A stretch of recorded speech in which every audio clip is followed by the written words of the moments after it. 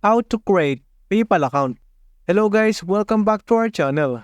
In this video, I'll show you how to create PayPal account. So without further ado, let's get started. In this video, I'll be using a Windows. You can use your phone if you want to. First thing is to search paypal.com on Google. Then once you're here, you can click the sign up for free button. And here, choose if you're gonna use this account for yourself or business account. This business account is for those who online sell and stuff. I will choose the personal account for the video purposes. Here you can add your phone number for sign up. This is very important for the verification. Once you added your phone number, it will send a text code and you need to look at your phone.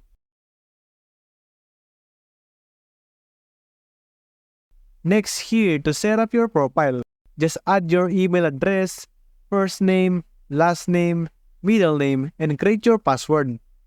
Next is to add your address for bills. You need to fill this blank too, and you need at least one valid ID here.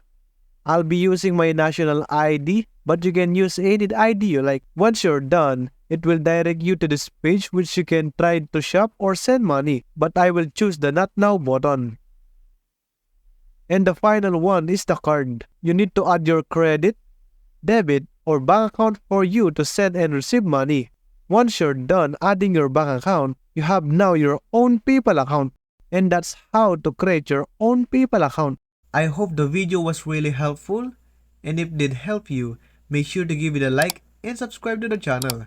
If you have any questions, you can comment down below. Thank you very much for watching till the end of this video. See you soon on the next video.